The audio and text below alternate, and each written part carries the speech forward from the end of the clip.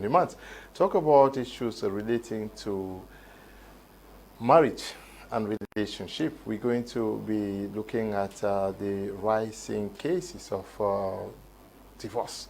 We have been discussing this already on many occasions, but today we're going to be looking at the reasons behind these rising rates in divorce across Cameroon, across Africa and the world. What could be responsible for this? We gathered persons, family, friends, and the church, and almost everybody to celebrate, to see us live together, to die together, to invite families to come and celebrate when we are blessed with a son or a daughter. But how do we explain that today we are celebrating our union and the next day we are parting ways without also inviting those who blessed our union? We're going to be discussing on this topic with our panelists, regular panelists who are with us in the studio. They say lady before gentlemen.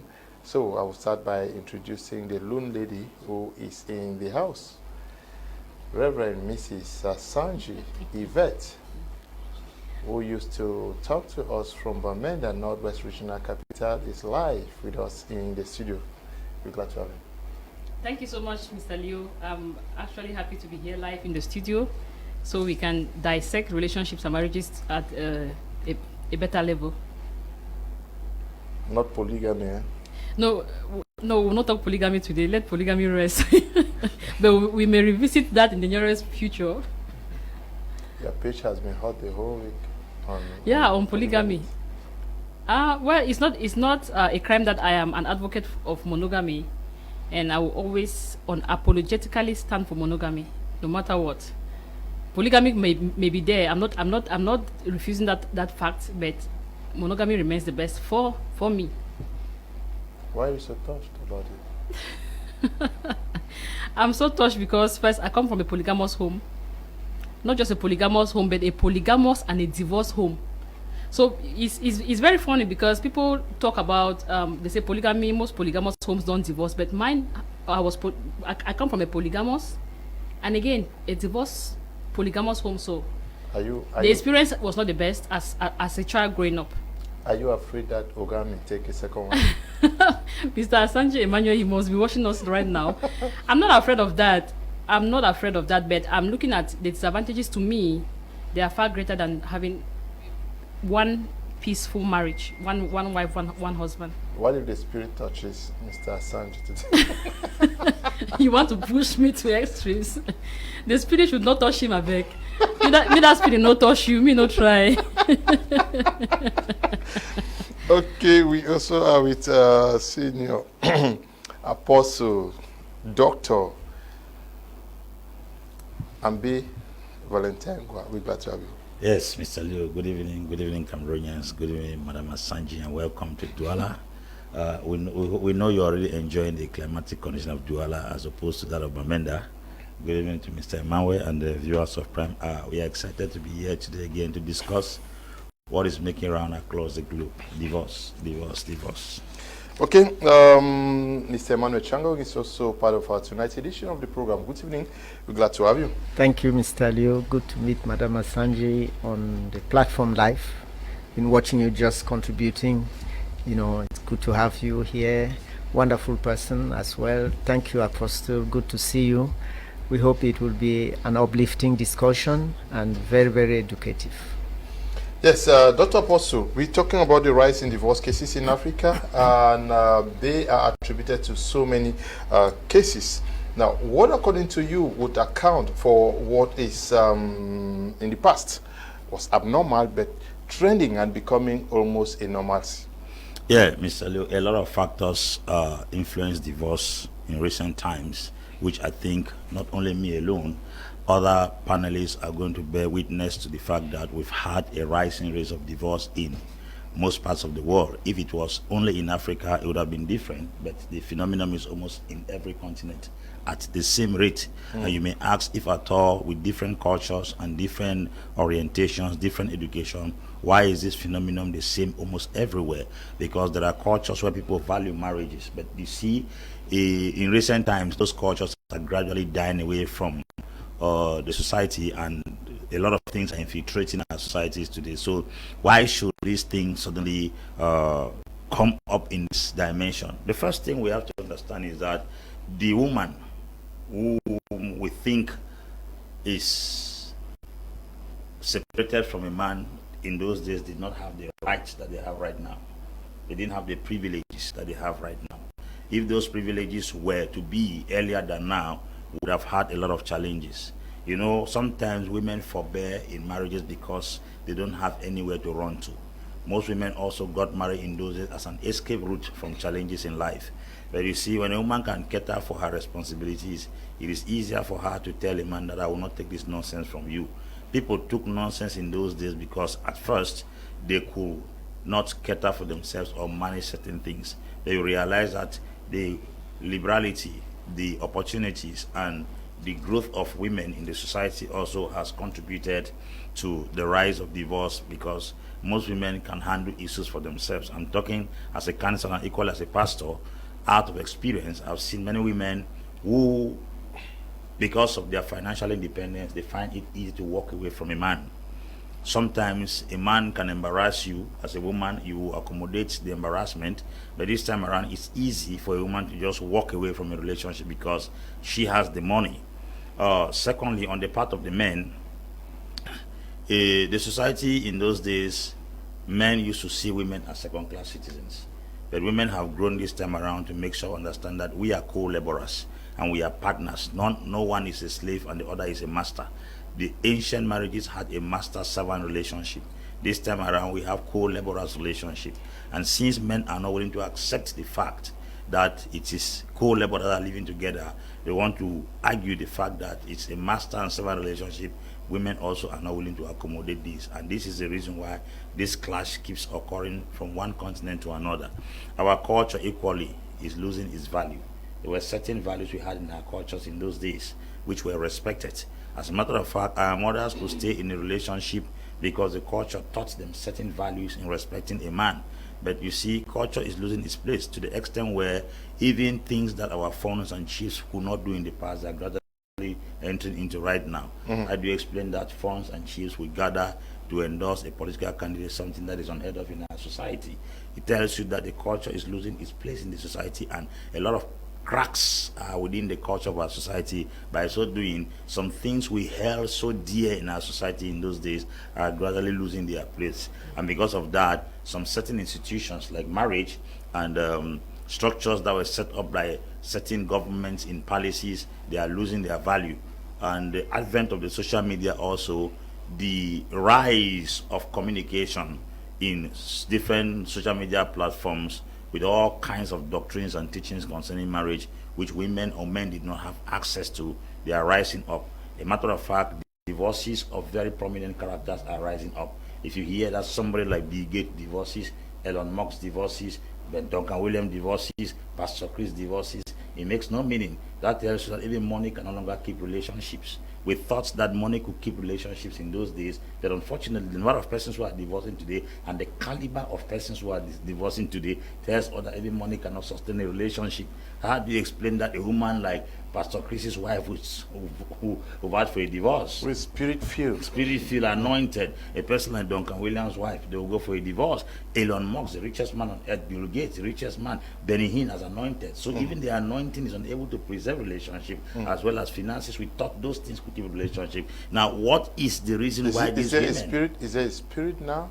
Because if money cannot keep, anointing cannot keep.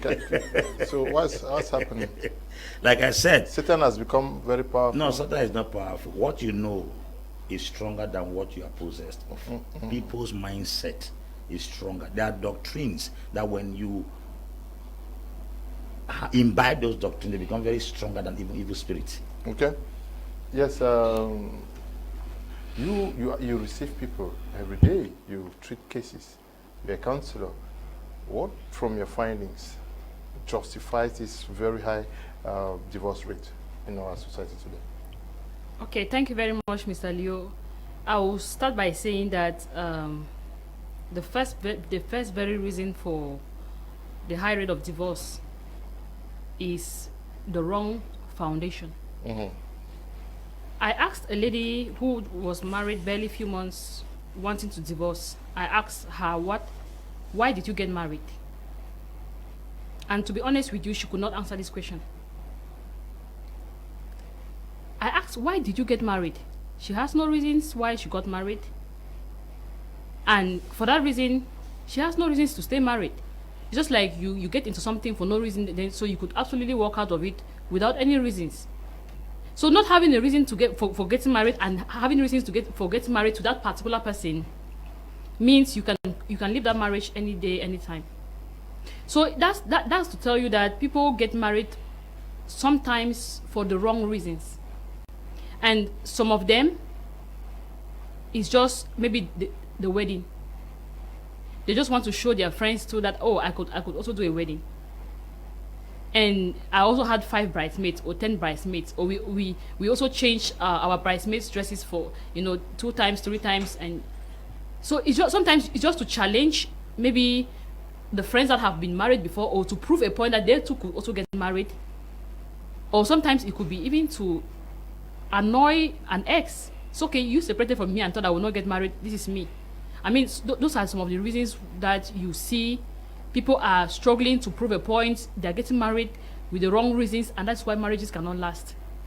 Again, today you want to see that women have made marriages pure business. If you don't have money, no, there's no marriage. You should not even come closer to them to talk about relationship, talk less of marriage. So if we keep monetizing relationships, at the end of the day, are we doing a business, or we are actually building something that we want it to last? If it is all about money, then it cannot last if money is not there. And sometimes some of these people get married and then just realize that they thought money could give them all the happiness they wanted, but they had everything and then they are still not happy. And that's where cheating comes in, because while having the money now from the person you want to have the money from, you now have someone that you love out there. And when you have someone whom you love out there, very soon the person that you don't love at home, that is providing the money, you become so uncomfortable with them that you don't even want them to touch you, to get intimate with you. They are not attractive to you. You found love out there, and sometimes people have compared these 2 options, and then they now begin to see reasons that maybe they thought money was going to make them happy, but they've seen that they want something that is beyond money. And that's why sometimes it ends up in divorce. So the foundation itself is not, when the foundation is wrong, the marriage itself cannot stand. Wrong foundation, wrong foundation, wrong building, eh? Yes. Yes, you cannot build a solid building on a wrong foundation. Mr. Emmanuel, psychologically, spiritually, and otherwise, what is happening?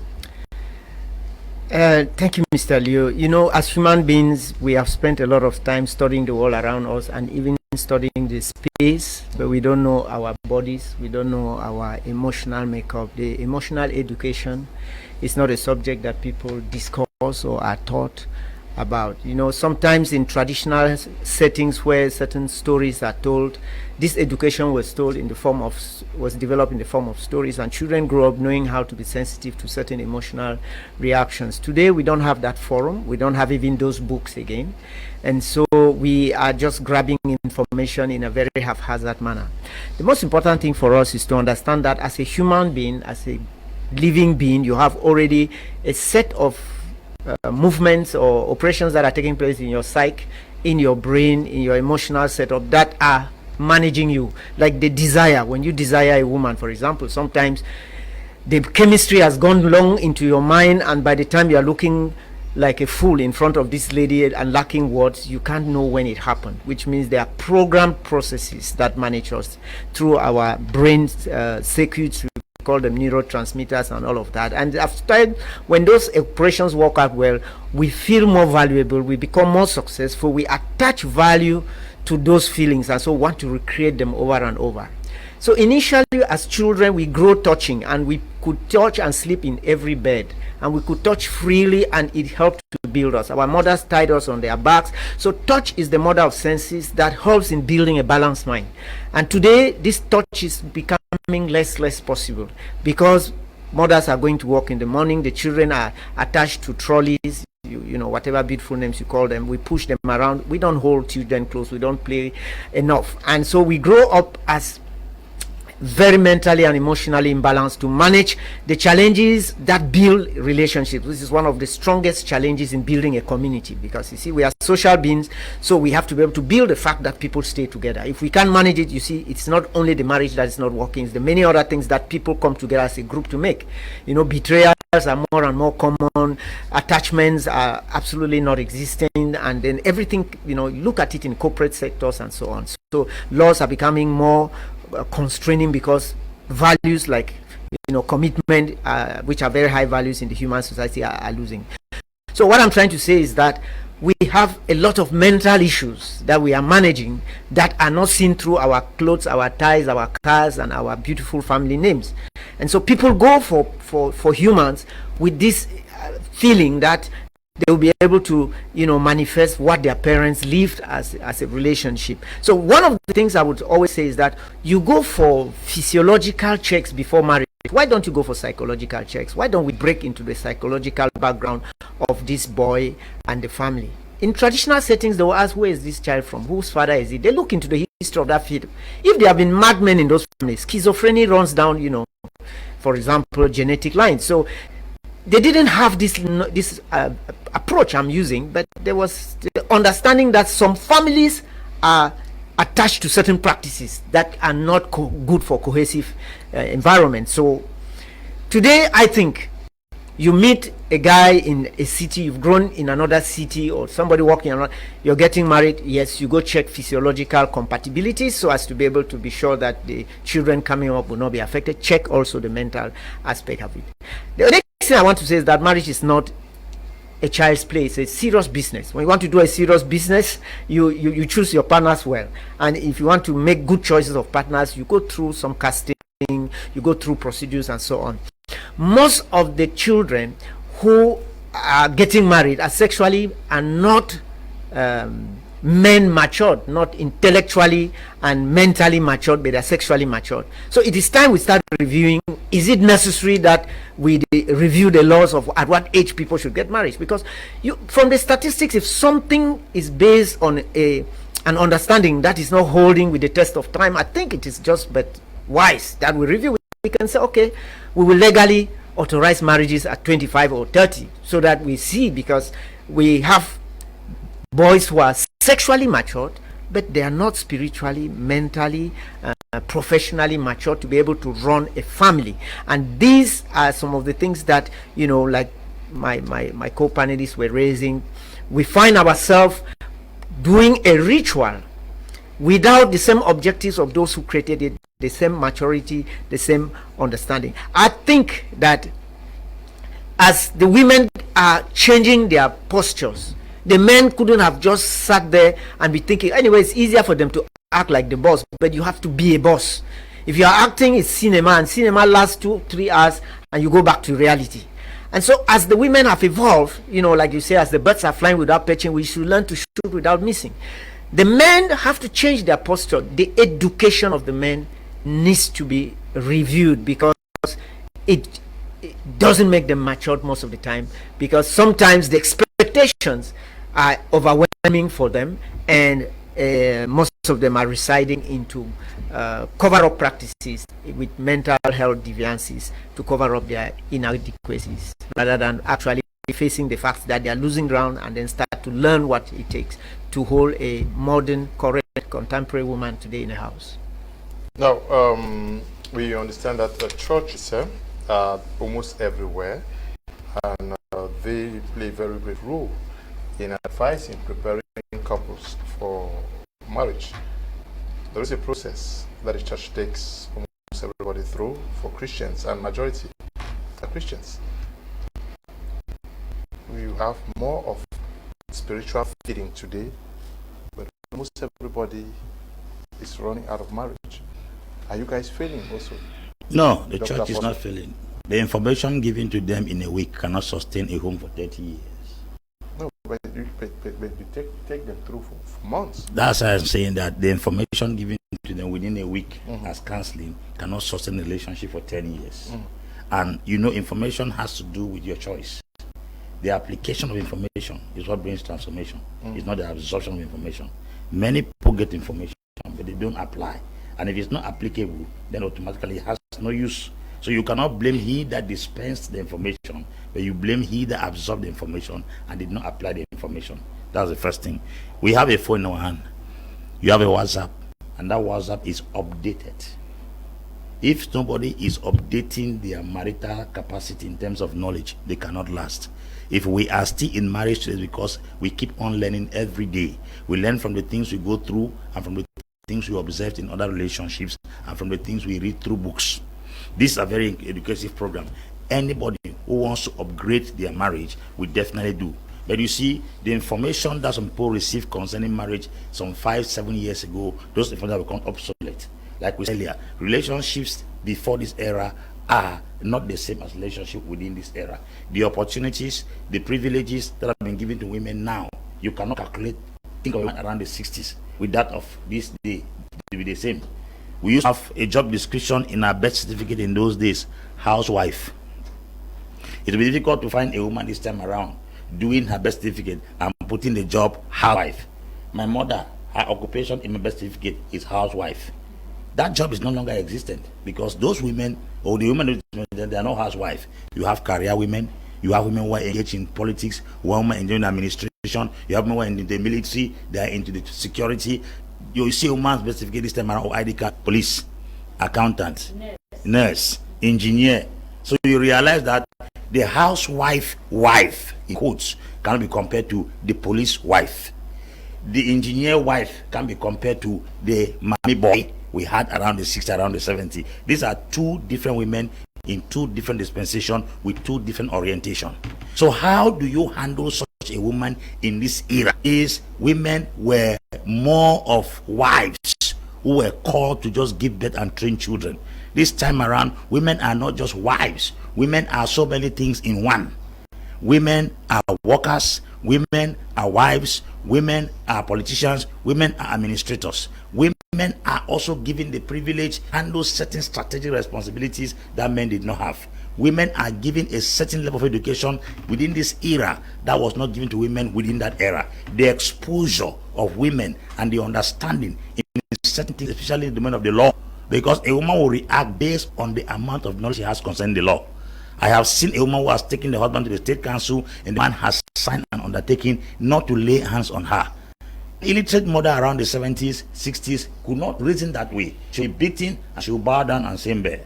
She will be beaten, she will go to the farm and say have a corn and come back. But you slapping in this era, she will take you to the state council, you will lay hands on her any day possible. So these are two different women. Now with these rights and the rising of certain theories and philosophies like the women emancipation theory that has infiltrated the society, has given the woman power. And to be sincere, marriage can only last when one man is the head, the other person is the neck. But when we have two heads, what we have today in relationships is more of two heads than one head and a subordinate. And once something has two heads, it's called in English a monster.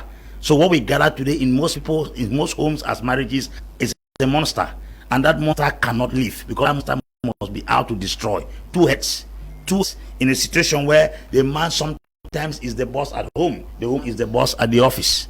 The attitude that integrates them from two different locations, sometimes clash home.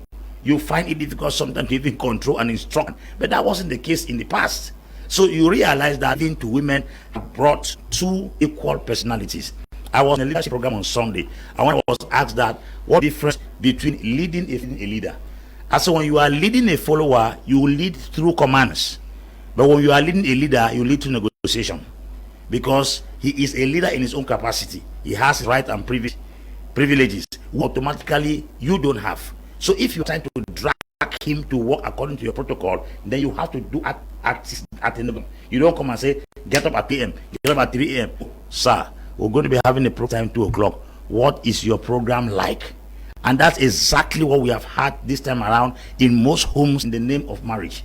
We are having two leaders. We are having two heads. Two heads in the sense that one accepting the fact that I'm a wife, but in the actual sense, she has the same authority, she has the same privileges, she has the same power as a man.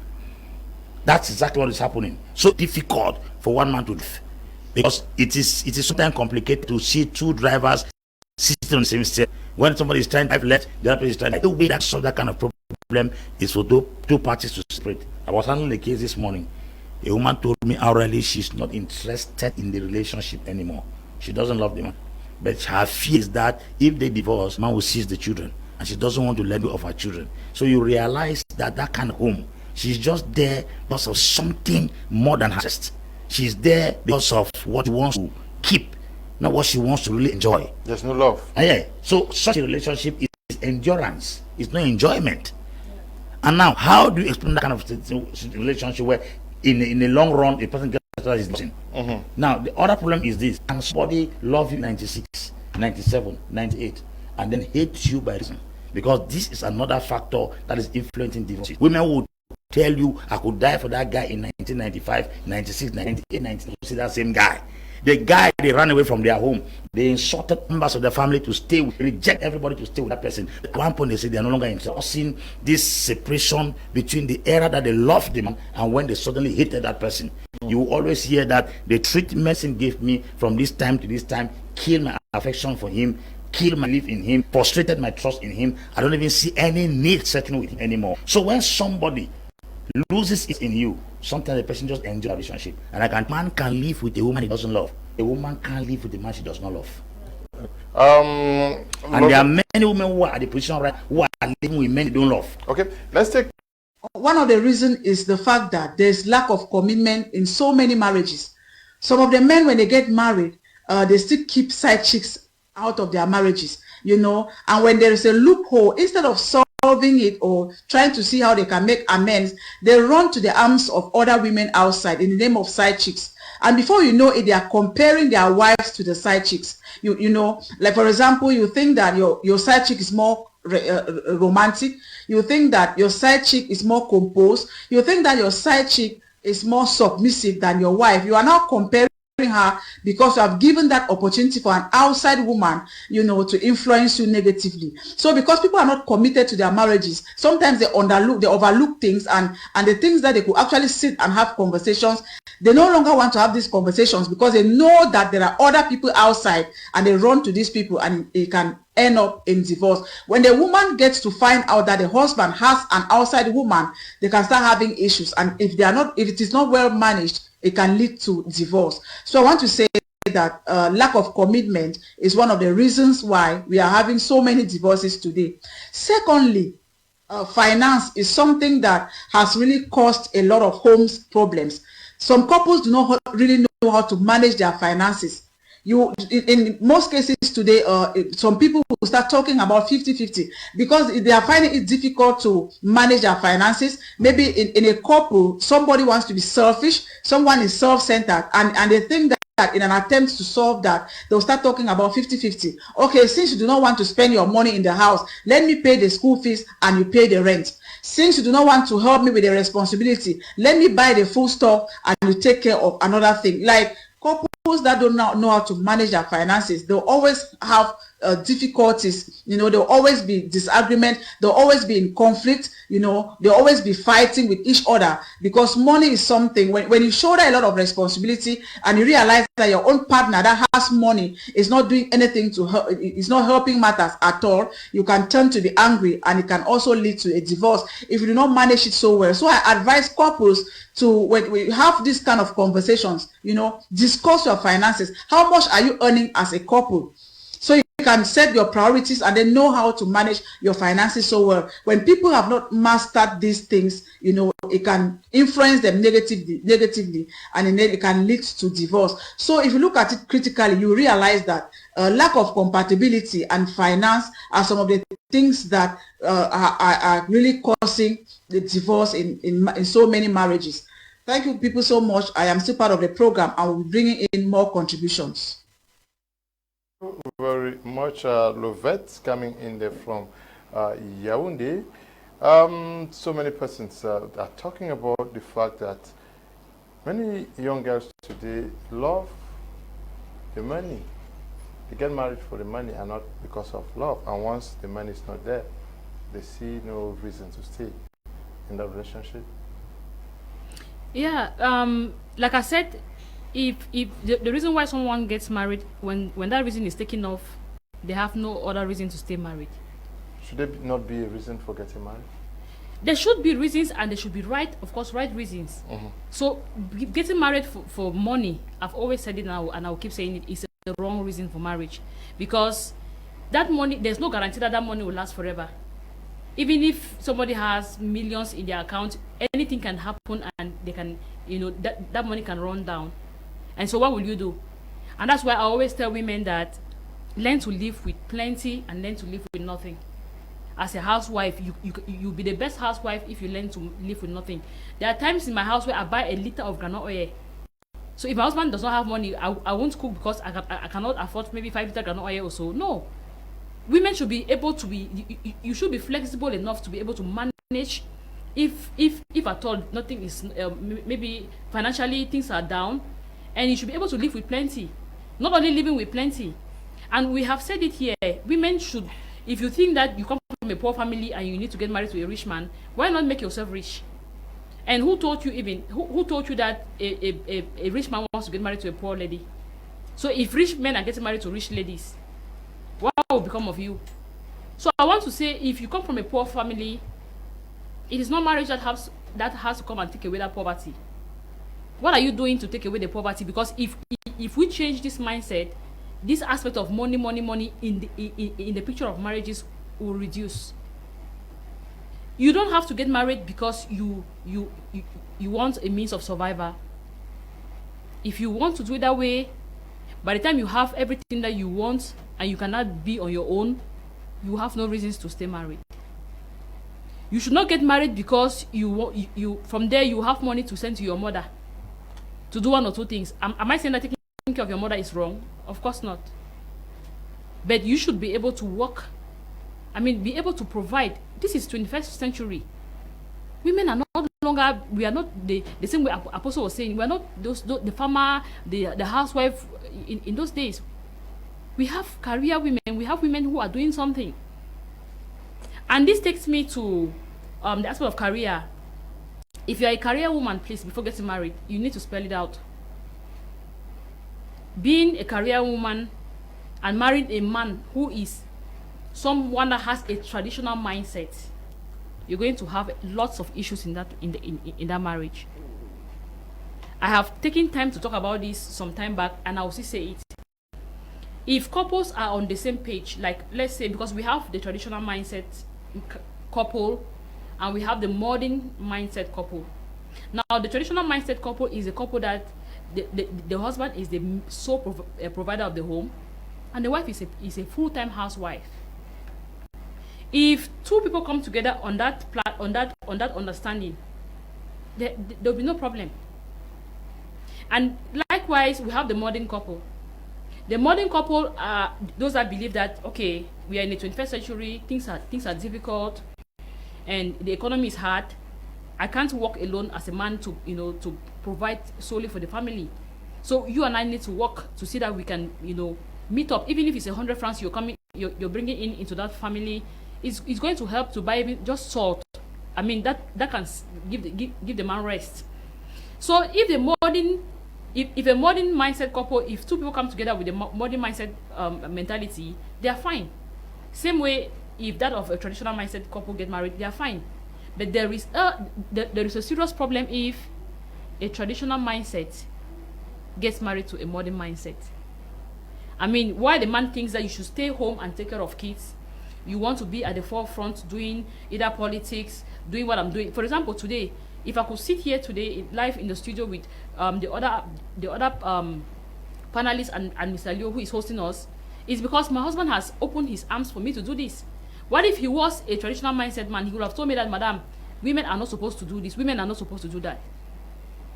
And that alone will kill me. It's going to keep me bound. And now, if I believe, because I believe that I have a lot to offer to my society, through relationships and marriages. Now, if I have that burden within me, and my husband does not permit me to do this, I will live in that marriage as if I am in prison.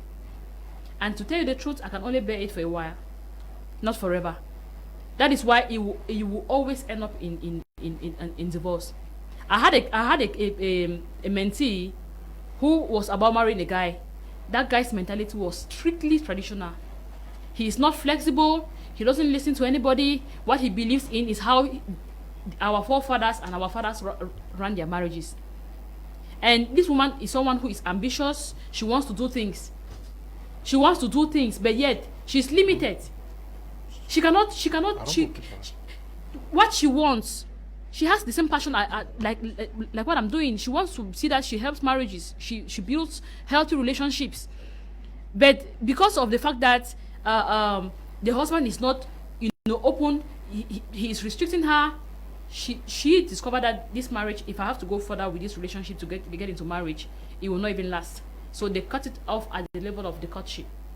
And I had cancelled them, and I even saw it already, but I could not force anything on them, because at the end of the day, when you cancel someone, you give them the right to choose what is still best for them. I saw very well that this relationship was not going to go anywhere, but I could not say it.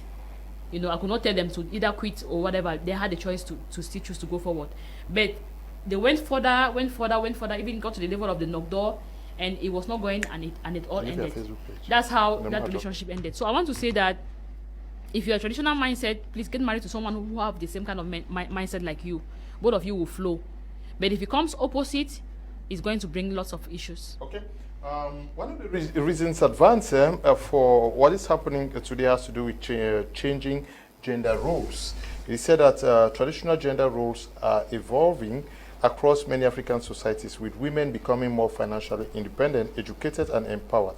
This shift has led to a change in the dynamics of marriages, with women more willing to live unhappy or abusive relationships. More willing to live unhappy and abusive relationships? Yes, because they are financially capable. Today, you have this wave of feminism that empowers them, and they will not want to take shit. Yeah, they're less willing, not more willing. They should be less willing to they are more willing to leave marriages that are unhappy to and quit. abusive. To quit. Okay, yes, I get the point. Yeah, you're absolutely right. Yeah, but this is not just only coming from the women. It is also because we have not been able to develop more, like I say, emotional education is completely absent. We start getting to see counselors, therapists, and so on to understand even our own bodies and minds when we are in pain. And when you learn when you are in pain, you believe that you're understanding everything. And when you go back to having fun and when life is good, you become less disciplined and less attentive. What I'm trying to point out here is simply that the women not only get more financial and exposure, independence and exposure, but the men are growing into a life of laissez-faire life in the communities, traditional communities. When you saw a woman with a wedding ring, you were immediately discouraged, talking to her as if you were interested in inviting her. People had, like I said, community values are based on a certain mindset that has been built by a certain education, and somebody could think like, I am sinning or I'm committing an offense. People were more conscious of that. Just seeing a ring on a woman's hand, you say, oh, she's taken, and then your drive drops. Today, these women, they find it every time a man walks up to them. Lady, you look so beautiful, so charming. You are just irresistible. Can you have my card? Can you stop by for coffee? And you look at a decent man, looking like your dream man at some point, and you want to behave well. You will not say, Sabbath, who do you think you are? Why do you talk to me like this? You are also, in terms of civilized woman, oh, good, thank you very much. We'll see about that. One thing is certain, you only make a distance by making little steps.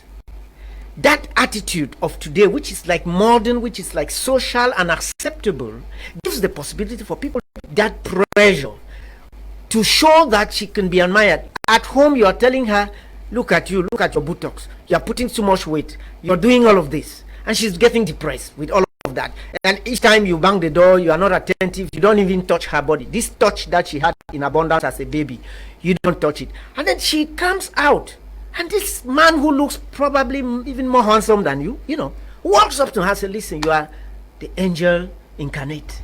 I've never seen such beauty. She would like to hear that the next day. I mean, her mind has been punctured. It's like a bacteria that has infested your body. It will multiply because it has nourishment, it has conducive environment there. So that thought that has penetrated her mind is a seed that has been sown. So do men actually understand that their homes are under threat? Have they built a system that is completely reinventing itself to withstand different type of missiles that the bad boys are throwing from outside, because they are also reinventing themselves? A home is no longer an innocent structure protected by God where you can sleep, cross your hands, and you expect things to just work out for you. The definition of love is actually loving to the extent that you do not own. This person, I love you so much that I give you all the freedom you need. This is how you show love. It's not in captivity. This definition is the contrary of the practice and the understanding. We live with a relationship and we fear of losing it, and we build systems. So the relationship that is under pressure does not have strength. It is easily broken by external influence. We have said that your level of spirituality will save you from the pain of this world. The journey on earth is the journey in the body. And it's a painful journey when you do not understand that you exist at other levels. When somebody is presenting material wealth, he is talking only to your body. And if you are loving material wealth, you are living only at the body level. What about your breath? What about your mind? What is going on in your memory? What is happening about your intellect? What is happening about your ego? We live in 7 levels of existence, and your spiritual wealth can be bigger than the other person's material wealth. You must know what you have. Your intellectual wealth can be a lot bigger than the other person's financial wealth. You can be so ugly to see, and a very beautiful woman will marry you because you have a good, emotional balance. You have a strong intellect. So all of those are wealth. If somebody is seeing and appreciating wealth only at the level of material wealth, you have married a problem. You have married somebody who is handicapped, so you will have to do twice the work that you were to do in that relationship, because you will keep picking broken glasses, you keep sweeping things that are falling around you all your life in that relationship. If you have the capacity, you will succeed in that marriage. If you don't have, you will be traumatized, and maybe more people, especially when children come in. So what I'm trying to say here is that this education, where we build into the different levels of our partners' livelihood, and not just on the body and the material, is an education that should start from the primary level. It was there, Mr. Leo, at time. We saw that boys who did well in mathematics, the girls liked to give them gifts. And they ended up having girlfriends before those who were very good only in literature. And then we realized that some people, they just love musicians, they love footballers, something like that, So there was something like values that gave something like importance to the human. We are saying there are more of it. We have different 7 levels. We should educate our community now to the real purpose of life, the real purpose of relationship. Why is this woman coming into your life? Okay. What is she coming to complete that you are lacking in, and how are you completing what she's lacking in? That type of fitting stays together. Okay, so the votes are coming in. So our televiewers, a choice of the best credit union. We have hello, my media prime. I'm Ophelia Kemken, writing from Chang, West Region. My best is in Cameroon is Menji Cooperative Credit Union. This one says my best credit union is Menji Cooperative Credit Union. That is Dorian Taku, also writing from Chang. This one says Menji Theophil is writing from Tombe. Hello, my name is, wow, so many Menjis are coming in. This one is Menka Green Valley Cooperative Credit Union. They actually are leading, as well as the Cooperative Credit Union. We have, for my best credit union is Menka Green Valley. My best credit union is Menka Green Valley Cooperative Credit Union. This one says the best credit union is Bafoot Cooperative Credit Union. Another one says Bafood Cooperative Credit Union. This one says Aziri Cooperative Credit Union is the best in Cameroon. Keep them coming. By the end of the program, we're going to once again give us the trend. But by the end of the week, we should announce the winner according to our viewers. We are looking at the increased rate. No, let's take another listen to Ms. Lovett from Ewane. Okay, she's still not ready. Okay, Dr. Apostle Ambe Vantengwa, are we not also in this situation because we think that once we get married, the relationship is automatic? It is now floating on autopiloting. Nobody, the man no longer works to impress the woman as well as the woman. She leaves herself and she cares very little. He hinted already on it, whether people are aware that their homes are a danger, especially the fact that guys have gotten new skills. If you abandon your wife, certainly somebody's going to take interest. But the wife in herself, is she really making up herself to always look good as well as the man? Why not just buy perfume to smell good? And nobody cares on how to please either the wife or the wife also working so hard to look nice for the husband. You see, there is a generic concept about marriage and there is an actual concept about marriage. Okay. And the generic concept does not work. It's the actual concept that works. Okay. The generic concept is that when you meet a woman, you get married to her, you give birth to children, both of you spend your life together. Mm-hmm. But they fail to understand that actually marriage is a responsibility. Okay. As a matter of fact, it's a task, like a career. Mm-hmm. Until we begin to accept marriage as a job, the same way you have taken journalism, every day you are upgrading yourself. The journalist that left University of Buea some years ago is not journalist we have right now. You've done other courses, you've improvised your way of journalism. That's why we are getting the excellence we are seeing today. People can easily improvise their career. They can improvise on their job. They can improvise on their skill. They can go for refresher courses. But they fail to understand that marriage is an institution like an academic institution. Marriage is an institution like a Bible institution. Marriage is an institution like a family institution. So why do we call it the marriage institution? Do you know what it means to call something an institution? Mr. Leo, an institution is like a center of academic excellence, a place where we upgrade. If you look at the University of Buea, the University of 1970, 80, 90 is not what we are having today. They are upgrading every day. Mm-hmm. New courses are coming in. New programs are coming in, new professors are coming in, new structures are coming in, mm-hmm. so that the University of Buea has become an El Dorado from what we used to see around the 90s.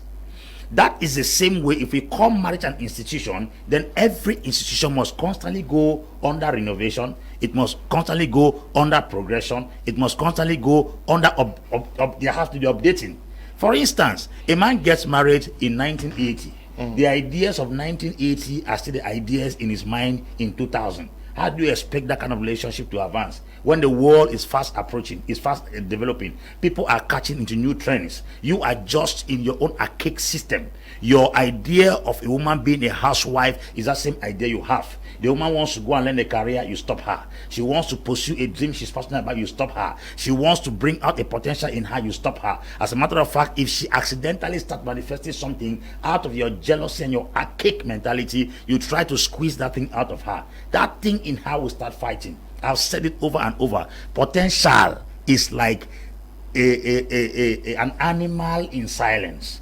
Once it is provoked, it will fight its way to the public. Sometimes you see people fighting, it's not them fighting, it's what they are pregnant with that is fighting. So if you are a man and you don't understand the trends and how things are unfolding, you have a woman in the house who has a potential, you are trying to squeeze that potential, you are automatically signing in for divorce because she will do everything possible to fight that thing out of you. I've seen people whose wives are preachers. They won't allow them preach. I've seen people whose wives are singers. They won't allow them sing. The mentality is that I got married to you to stay down here and give birth to children. That is absolutely out of order because we're in an era where every little potential has value in the market. You and I, some years ago, we didn't know the value of comedy. But today, comedy is a serious demand in the market. What if you have a woman that knows how to amuse people? That's a potential in her, and people are clamoring for that potential. They are craving for it. But you have your 1970 marriage mentality that I got married to you to stay down here and give birth to children. If that woman does not fight you, that comedy in her will fight you. If she's a footballer, if she does not fight you, that football in her will fight you. If she is a basketballer, she does not fight you, that potential inside of her will fight you. It's the same thing with every relationship. Some women also are too self-centered, possessive. They don't want their man to move an inch. Failing to understand that some men have outgoing potentials. The one that will not allow you to stay at home 5 days a week. Because in ancient marriages, men used to stay at home 3 days a week, 4 days a week, 5 days a week. For instance, Elon Musk said something which I 100% buy into it. He said, any woman that wants a man 24 hours should not expect the man to give her money. Because the men who make money don't have time. And the men who have time do not have money. So if you want a man close to you 24 hours, don't expect money. Because time is used to produce money. And if you want money 24 hours, don't expect your man to be around. Because the man that makes money doesn't have time. So if you are that possessive woman that you don't want a man to go out, you want him to provide for you. You want him to stay 24 hours in the house so that you are seeing him and you are assured that this man is your property. That man has a potential. He's invited here today, he's invited here tomorrow, he's invited here tomorrow, and you don't want to go alongside with him, yet you are fighting from going out. That kind of person is suffocating. If the man does not fight you, that calling, that potential, that skill in him will fight you. So sometimes people don't fight, is what they are pregnant with, that fight. That's why a woman can sit here and she gets angry and say she wants to eat nyamangoro or snails pepper soup. It is not her, it's what is inside her that is fighting. So sometimes if you don't fight, your potential will fight, your skill will fight, your talent will fight, the energy in you will fight, that thing that God has put in you to contribute to humanity to fight. But unfortunately, there are so many men and women who don't understand that their husbands and wives are pregnant with some things that even if the man struggles not to fight you, that thing inside the man will fight you. So you must be able to understand that you are not going to catch a man and keep on the ground. Neither are you going to catch a man and keep on the ground. By so doing, when the thing in the woman starts fighting against your conservative attitude, you will not develop an idea of saying that she's stubborn, she's rebellious, she's a rascal. She isn't a rascal. There is something in her crying for expression, and you are trying to suffocate that thing, and she will rise to fight you. So we have to understand that before a woman became a wife, she had the potential.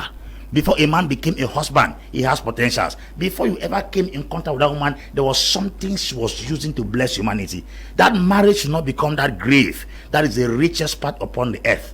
And I said to myself one time, I said, Miles Monroe said the richest part on earth is the grave, because it has books that were never published, songs that were never sung, companies that were never opened, enterprise that were never set, because the individuals die with those potential. The next grave we're experiencing right now is the grave of marriage, where men who had potential, women who had potential, as soon as they get married, those potentials disappear because they have very rigid, stereotype, cranky husbands that will not allow those things in them crying for expression to bless humanity to go down. Some men,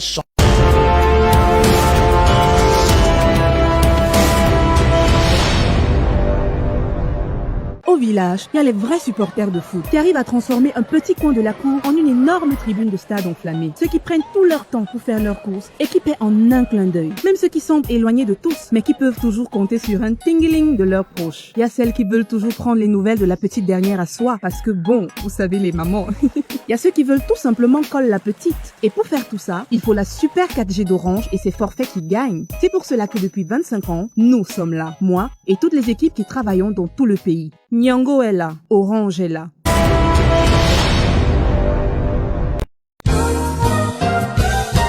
Pay your taxes and custom fees at Express Exchange. The solution is close to you. Enter an Express Exchange agency, head to the cash register with your tax notice, and make your payment of tax and custom fees with ease. Receive a confirmation receipt. So cool, Mula. Yes, Mula. From now on, I pay my taxes and custom fees at Express Exchange. It's simple. Express Exchange, partner of the Guild and the Directorate General of Taxation. Express Exchange, #1 in quality service in Cameroon.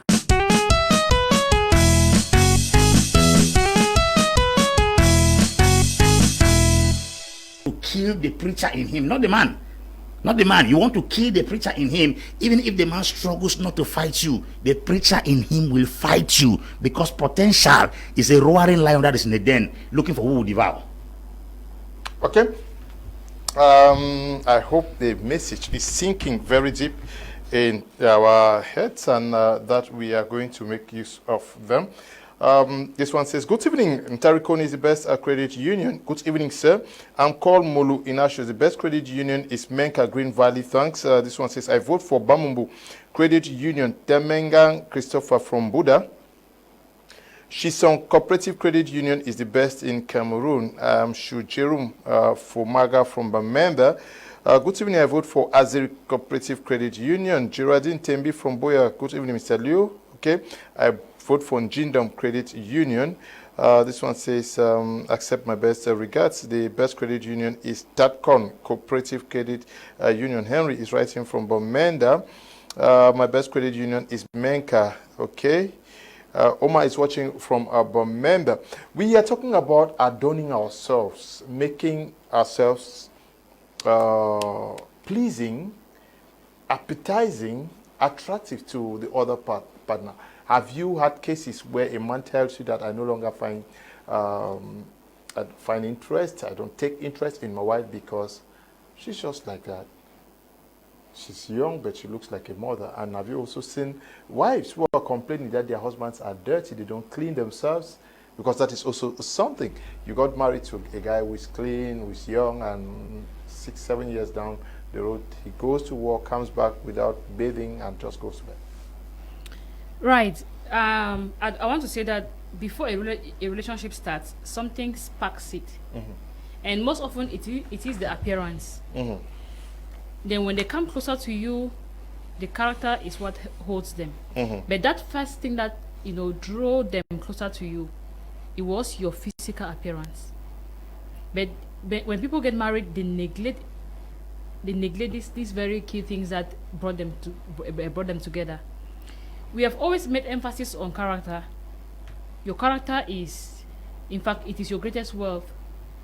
But we cannot underestimate the power of your physical look.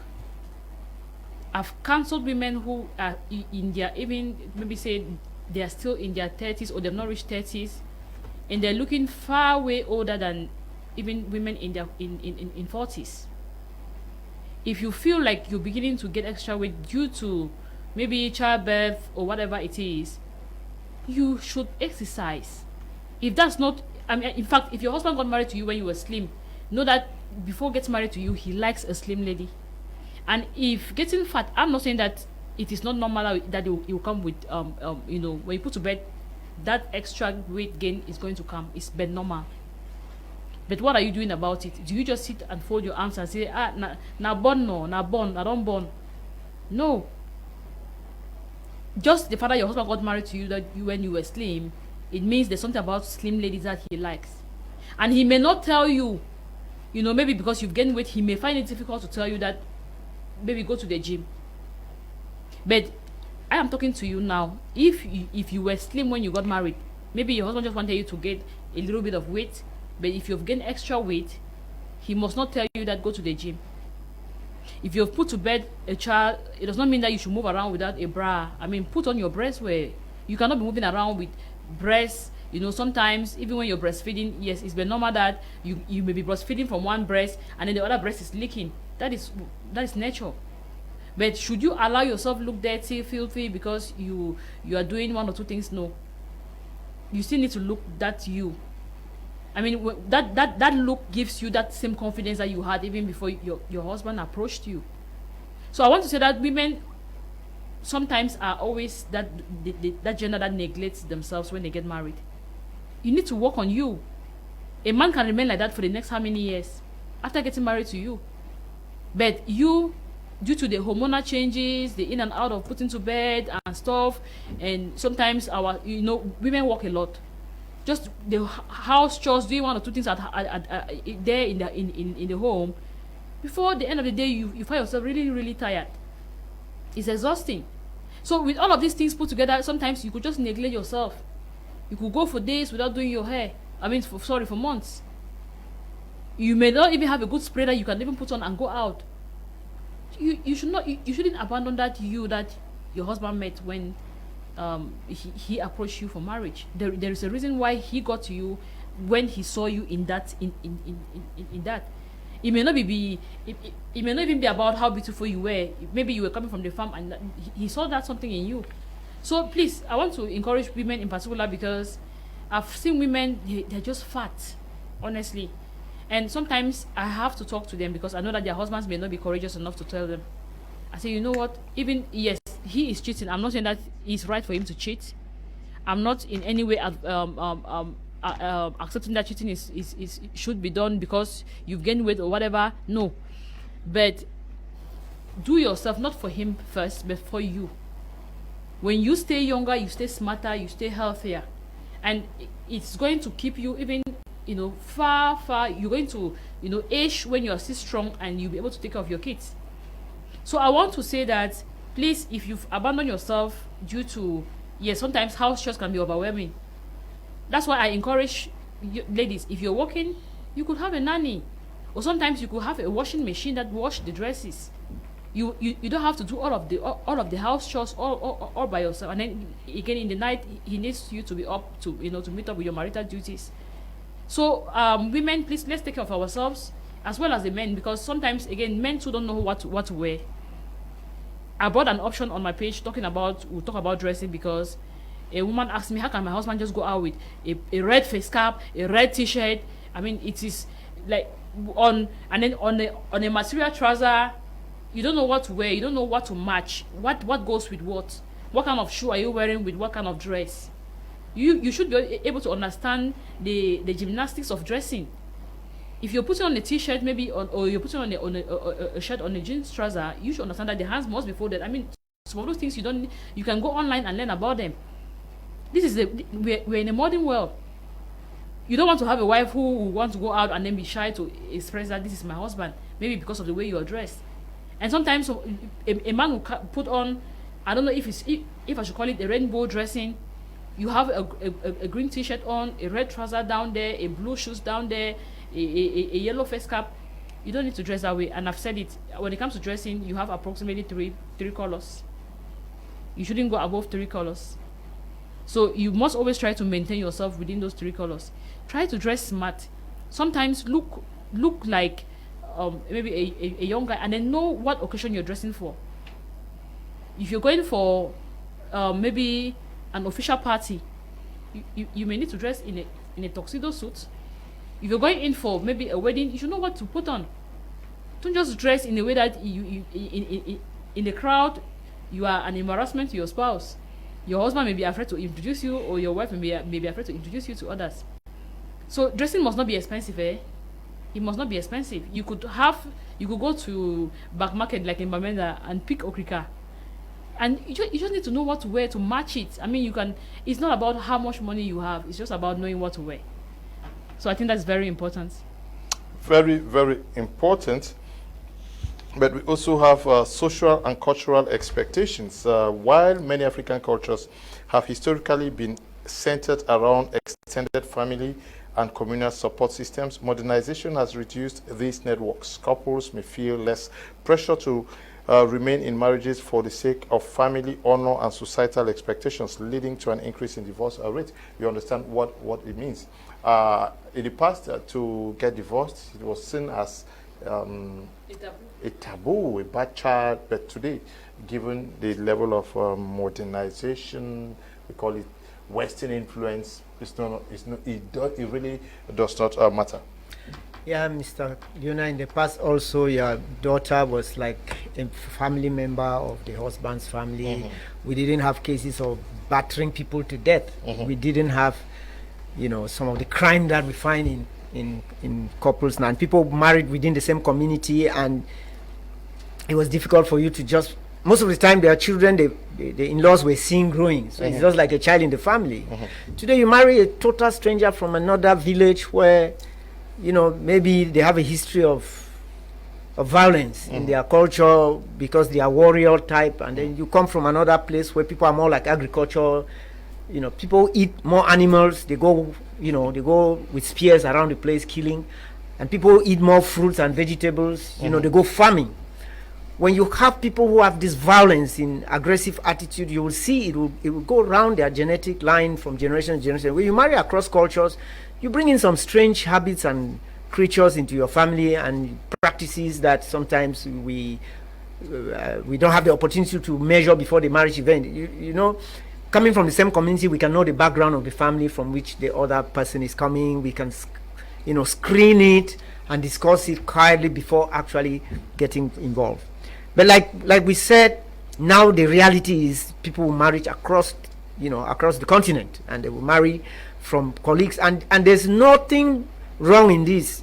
Sometimes you go to school because transfers are coming. Parents grow in different, they work in different cities. Initially, we went to school in the village and we left the village to start life. Now you have people transfer to different communities. So these children in their classrooms, they have 10, 15 different tribes to make friends and live with. So that's how they build their relationship.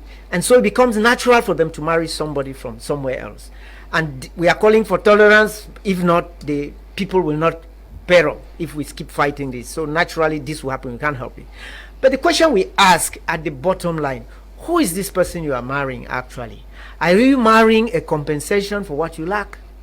Are you marrying a reference that will come and brighten your tarnished meat? Do you have an insufficiency, a complex that you feel that this person will cover up? Do you actually marry somebody that you just realize that you can't stay without because you love each other? And what is love for you? Are you friends? Are you actually friends? Do you share the other's day? Because most people don't marry their friends. They marry a companion for like a contract that you sign to meet an objective.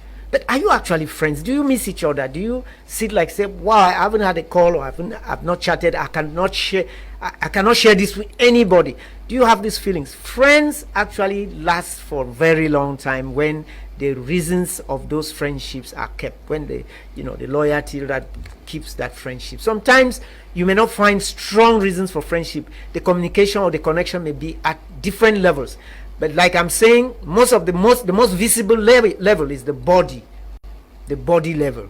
Sometimes the mind will come in through emotions and behavior. But most of the other levels of our existence don't come up. And even when they come up, and even if they are the reasons, we don't know they are the reasons. So we don't know how to go into them to nourish and fast. I mean, if you are happy benefiting from time to time from a good message that comes to you through a belonging to a page on WhatsApp, so you read good messages there, at some time go and try to know who is running that page, where is that person existing, and then ask specific questions that can lead you. What we are saying when we discuss about the different levels of the human existence, we are telling you to research, get knowledge about the fullness of the creation.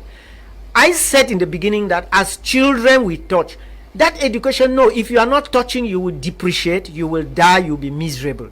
Touch is the powerful, essential means of verifying and validating your existence.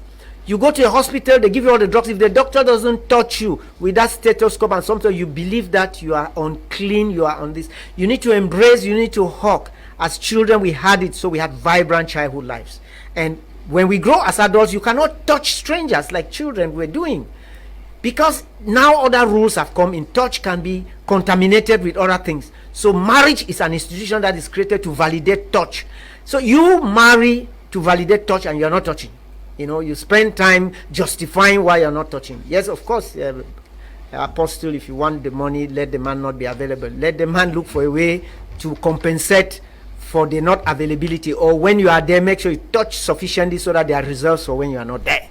It's very important that we understand the activity. So marriage is not like an accident. This is an institution which is built by wisdom. It's just like all the great other structures that are making us proud to be humans as compared to animals. So marriage is one of those powerful, and like you see, you break away from the marriage because you're already attached to another person. There's always something you are hoping to be attached to after this, which means that the fact that we break marriage does not mean that we question union. We question the validity of touch, staying together and loving. So we have to assess the level of friendship, of intimacy that we have with the people that we go. If we build on one aspect, 1/7 is a bad mark. 2, 3, you must be able to guarantee that you have 5/7 are your levels of existence. Try to dig into the other dimensions of the partner. There are other things I want to say, that humans are naturally lazy creatures. Human beings are very lazy creatures by nature. Work was imposed on us. Remember, you were sent out in the Garden of Eden, always there for us to enjoy. But work was imposed when we misbehave. You will eat from the sweat of your forehead. So the natural tendency is for people to be lazy, even to work for the marriage, Mr. Leo. Nobody wants to work. They want to say, you are my wife, let it all be nice. You are expected to. Why are you always expecting? What are you bringing? Sometimes we say, because of what I get, you deserve this. So the other person is fighting to be deserved. And so do you get what you expect because of what you put in. I think that we must come from a culture of personal excellence. You cannot build a strong building with weak blocks. As individuals, are you a strong person? Then in a union, you will build a strong relationship because you have chosen a strong partner. If you also go into a marriage out of self-pity, as is sorry for this person, you are a joker. You cannot be feeling sorry for somebody and you feel that and that is love. That is why there's something which also, he is nice, he is kind, he's attentive. You come from an environment where parents maybe are very strong, maybe bullies. And then you feel that I don't want a person bullying like my father. Then you look for somebody who is very soft and fragile, so that you will feel strong. And then later you complain that this person's personality does not carry your energy. The psychological, the mental makeup of environment. That is why even when we talk of counseling, the psychoanalysis of our personalities are very, very important. Most of the time we go to the places that we are running, we create a situation because of what we are running from, or because of the challenges that we have. And these are like childhood measurements and judgments of things that lie in our subconscious and that are animating in our adult life, and we are not able to identify them, and we only realize. So sometimes it is good that we go back, like I say, always do a mental health evaluation in your life and make sure you question that of the person you want to make a long journey with. Short journeys, we can come out of them. It is a long marriage, and marriage happens to be that one. If it's a long journey, we have to do the work that we don't like doing. There's a lot of investigation. There is a lot of analysis to do. And of course, in the 7 levels, we have the presence, which is the you, which is the God in you, which is the God, the universal, powerful God that is watching on you. When you are ready, He will come. He will come because you have created the awareness that you need that type of spiritual intervention in that thing you are wanting to do. And it is in these endeavors, especially when you work at the body, the mind, the intellect, the spirit is certainly looking up to you, because somebody who is at the top of the mountain is looking for the victor. If you sit down there complaining how the road is, nobody will be looking. They are looking at the people at midway, hot 1 or hot 2 or hot 3, because they are attracted by the effort they are making. So there may be possibilities that you win back that marriage if you start working on it right now. There is a possibility that you are not working enough, like the distraction outside is working, like the dilution outside is working. And for that reason, you may have understood that you will never even have started. So it is important that while we try to say marriages are not working, it is actually because they were not to work. If the foundations that were built and the way we groom boys and girls today are in line with the context in which they are living, you will realize that this situation will change. That is why I'm starting to think that, like I said earlier, maybe the marriage laws should say that marriage is authorized legally by the age of 25 or by the age of 30. I don't know.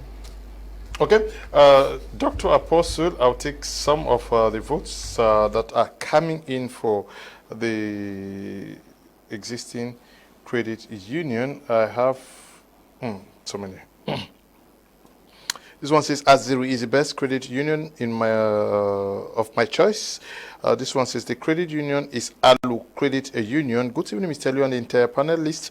The best credit union for me is Alamancon Cooperative Credit Union, as it can be seen in their active involvement in community development, alleviating poverty, and empowering local communities. Etel is writing from Bamenda. Okay. The best credit union is Manchek Credit Union in Oku. This one says, I vote for Azeri Cooperative Credit Union. Good evening, Mr. Leo. I vote for Azeri Cooperative Credit Union. I'm called Iyauba Saibu Zakari. I wish to vote for the best credit union. Okay, you say Azeri. Okay. Good evening, sir and madam. I'm Christabel Do from Bafusa Menji. Cooperative Credit Union is the best, and I've come across. My name is Kim Ganji Verdo from Chang, and my best credit union is Menji Credit Union. I am Maga Emanuela Epozu Teneng from Yaoundé. Menka Green Valley is the best credit union. Good evening, Mameda Prime. This one says, my best credit union is Azeri Cooperative Credit Union. Evangelist Harriet. Anindo Credit Union is the best credit union. Wow. Good evening. It's Chair Paul from Bamenda. I'm enjoying your program. I vote for Ontaricon Cooperative Credit Union. Good evening. I tell you, my name is James Nyanzong Nyang from Mwa. The best credit union is Babkul. My best credit union is Azeri Cooperative Credit Union. Again, Honorin writing them. Hello, good evening. My name is Mekong Mandalin Fonge. I'm writing from Bafusam. My best credit union is Menji Cooperative Credit Union. This one says, my best credit union is Akwaya Credit Union Cooperative Society. Okay. Ebechem Peter writing there. Good evening, Mr. Leo. I'm Washi Lionel from Yaoundé. The best credit union in Cameroon is Akum Cooperative Credit Union. Evening, Mr. Leo. I'm Eric from Betua. My best credit union in Tarikon. Yes, Dr. Apostle Ambe Valentine Hua, did we also fail at home in preparing boys and girls for marriage? Because that is also where the foundation is formed. Do we think that our parents prepared us for marriage better than what obtains today? Yeah, Mr. Leo, I think that's a very important point you've raised. The idea of our parents raising up children to get married is really out of order. We raise our children to become great. We raise them to become professionals. We raise them to become intellectuals. We raise them to become educated. But we hardly focus on raising them to get married. And that's where the problem is. And I think that especially our male children, because to some extent, formally or informally, the girl child is raised with the consciousness to settle tomorrow with a man. And so you will hear statements like, clean the house, tomorrow you'll be in your husband's house. Cook well, tomorrow you'll be in your husband's house. No overput salt, tomorrow you'll be in your husband's house. Somehow, informally, the young lady is trained to live with a man tomorrow. That's the reason why both the father, the mother, the neighbors, friends, and colleagues, we keep on telling you, tomorrow you'll be in your husband's house. Tomorrow you'll be in your husband's house. But that's not the case with the male child. There's no time they will say, tomorrow you'll be with a woman. Tomorrow you'll be with your wife. Tomorrow you keep somebody's child. No. The idea of a woman going to stay with a man is louder than a man going to live with a woman tomorrow. The idea of a lady submitting under a man is louder than a man loving a lady tomorrow. The idea of a lady cooking food, keeping the house clean, respecting the husband is louder when the girl child is growing up than a man. You will love a woman, you will cater for her, you will not beat your wife, you will not scold at your wife. There is nothing there. While the young girl is in the kitchen following the mother to learn how to cook delicacies, the boy is in the field playing football. Sometimes the boy is playing game in the neighborhood. We are training the girl how to cook food to stay in a man's house. Tomorrow the boy is in the field playing football. That has nothing to do with the man's house, the woman, with the home tomorrow. Tomorrow we are trying to teach the girl how to sweep the house, to clean the environment, to keep the environment clean, because she's going to live with the man tomorrow. The boy is somewhere playing either card or drinking alcohol, and then we are expecting him to produce a husband tomorrow. It's absolutely impossible. So tomorrow the woman gets married as a wife, the man doesn't get married as a husband. A wife is living with a man without a husband, but a wife needs a husband, because in the actual sense, a husband is somebody who is not just an ordinary person. A husband is somebody who understands the fact that a woman is entrusted in his care, and the way that woman will look like tomorrow will be the number of marks and scores the society will give him. So since he never grew with that mentality, all he knew is that, okay, he's going to get a woman tomorrow somewhere, impregnate her and give birth to children. But that sense of responsibility over the woman as a husband is not there. That's why you see some men can make very good fathers but very bad husbands. Very nice fathers, because that mentality of their father caring for them and their father giving them things to go to school, they can easily follow suit to pay their children's school fees, to take care of their basic needs. But to live with a wife, that sense is not there, because when the girl was being trained to be a wife, the boy was not trained to be a husband. So we expect the girl who is a wife to marry a husband, but she's married to a total stranger. So when she struggles to act like a wife and does not reciprocate, so does see the husband attitude reciprocated, she becomes a beast, because she's trying to offer something that is not given back to her. They are not reciprocating what she's struggling to invest. She is trying to submit, the man is insulting. She's trying to cook food, the man does not appreciate. She's trying to clean the home, the man is finding the slightest error around. Fail to understand that when you truly love somebody, the person's error are not for humiliation. Those errors only come for you to better the person's life. But you see, a man who doesn't understand the role of a husband would definitely want to insult at every given mistake. That's because he was not trained to be a husband. He was trained to be a man. He was trained to be a free boy. And that girl now struggles to do everything. When all her efforts put in place is frustrated, she turns into a beast. You hear that when you got married to me, is this how I was? Have you asked yourself what has transformed me within this period of time? This is because she did everything she could do that she learned at home informally to give you the attention of a wife, but she didn't see the approach of a husband back in return. This is because one man was trained, the other person wasn't trained. So it's important we start giving the foundational training for women, and equally as well for men. If a boy is supposed to get married tomorrow, then we have to start school them. To me, I believe the mother should talk to the man and the father should train the female. They should do this cross training. The man should talk more the kind of reactions of men, because a man can better educate a girl child and a woman can better educate a boy child.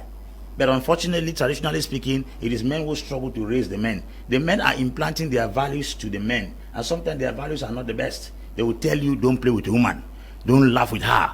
If she does this nonsense, don't joke with her. He's taking that authoritative and domineering attitude and transferring in this boy. Meanwhile, this woman supposed to be the one to talk to the son because of the errors of the father, and tell the boy that this is not how you do with a wife. When you get a wife tomorrow, I didn't have the opportunity to have the privileges that you have. Please treat your wife this way. Meanwhile, the man should be talking to the girl and tell the girl that treats your husband this way. The man deserves respect. The man deserves honor. But unfortunately, mother train girls and father train boys, which is not correct. Another aspect is that most women sometimes struggle to train their husbands. Meanwhile, they love their children. But the woman was asked to submit to her husband and to train her child. Proverbs 22 verse 6 says, train up a child the way the child should grow. Do you know that if a child drinks and leave a cup of water here, Mr. Liu, half, the mother will come and pick that cup of water, throw it, clean the cup and keep. And if a child throws water or dirt on the floor, the mother will come and pick that dirt and clean it and then say, hey, Junior, don't shift from here. But if it is the man that throws that cup, that man will leave that cup there. When the man comes back, the woman begins to educate the man why the cup was kept there. She has lost her sense of responsibility because she was asked to train the child and to submit to her husband. If I leave a cup here as a husband, you come and see it, is to pick it to the kitchen. When the child leaves it, you come and tell the child, hey, this thing you did was not correct, because you are called to train the child and to submit to the man. But unfortunately, most men want to train their husband and they submit to their children. Okay. Quite funny, and yeah, quite funny, but also very deep what you just said. Hello Guzang Cooperative Credit Union is the best, very low interest rates. Okay, if you want me to advertise your credit union, call me. I will advertise it. Just vote. Don't give me all those. I vote for Azeri Cooperative Credit Union. They are the best. Herman is writing. This one says, I vote for Azeri. Good evening, Mr. Liu. Wonderful panelist, especially Mama Asanji. I'm voting for Kitty Womb Cooperative Credit Union. Good evening, Mr. Liu and all. My name is Winnie. My best credit union is Azeri Cooperative Credit Union. This one says, good evening. I vote for Balwe Cooperative Credit Union. Bishop Nding, GM writing from Douala. This one says, I vote for Azeri Cooperative Credit Union. Good evening, Mr. Nidel from Bafusa. My best credit union is Menji Cooperative Credit Union. I vote for Azeri Cooperative Credit Union. Chengwa Nuela. This one says, hello, Mr. Liu. I vote for Azeri Cooperative Credit Union. Good evening, Mr. Liu. I vote for Azeri Cooperative Credit Union. Azeri Cooperative Credit Union is my favorite. Okay, Azeri Cooperative Credit Union is my favorite again. Hello, good evening. My name is Kem Keng Francis Keju. I'm writing from the United Arab Emirates. My best credit union is Menji Cooperative Credit Union. This one says I vote for Azeri. This one says Azeri Cooperative Credit Union. This one says credit union is Alu Cooperative Credit Union. Yes, they keep coming. But Apostle, please, 1 minute. Someone says I should ask you this question. Is it right for a father or a mother to look for a wife for the son? It depends the circumstance. Okay. We cannot totally rule out the idea because that principle was applied in the past and it worked. Parents were the ones who went looking for wives for their children. They will go do inquiry because, like Mr. Manuel said, you don't just get married to a person, you get married to a lineage. So sometimes that background check is very important. But that's one thing we don't do today. We follow the hips, the color, the red lips, and all the shape. We pursue, we are looking at the front, failing to understand there's a background. So if fathers were looking for wives in those days for their children, okay, but I think right now it has to go along with the child's desire also. You cannot force a woman on somebody. That kind of marriage cannot last. Your father can help guide you, but he shouldn't want to be the one to choose or impose a wife on you. That's what I think. You can help guide the boy, but don't impose a wife on him. Yes, Dr. Mrs. No, I would like to call it Dr. Mrs. Assange now to. I've moved from Reverend to Doctor. Doctor. Yes, Mr. Assange. Now, Yes, infidelity, how much does it contribute to these cases of divorce and the fact that either the man or the woman is also unable to satisfy the other, because at times we hide our true nature before marriage, only discover that either this woman is like this or the man, but also the consequences of courtship and premarital sex to some extent. Yeah. Okay. I just read the message of one of the viewers that said she's dating a guy and they're in courtship. Same in line what you're saying. And she discovered some funny messages of the guy flirting with another woman. And so she's asking if she should, what should she do? I want to tell her, just before I come to you, what you've just asked me, I want to tell her that don't leave the relationship because you saw those messages. I'll be very honest with you. Sometimes men get, I don't know if they get wild in their minds. They want to test if their dating skills are still there. You know, this is funny. I'm not saying that what men are doing is like it's right, but most often some men find themselves trying to date just to see if, you know, that aspect of them, if it's still there. I've counseled men that said it's just an adventure to them. They just find it pleasure. Sometimes once in a while they just go talk to a lady on phone, but most often they have no intentions, personal intentions on getting the relationship further. So I want to say that for you that is watching us, please don't quit that relationship. You just need to take him for counseling and let him know the repercussions of what that activity or what that chatting with other female ladies is happening, or how it affects you. Now coming back to cheating, yes, cheating is killing a lot of marriages, but divorce happens most often in cases where you have an unrepentant cheat.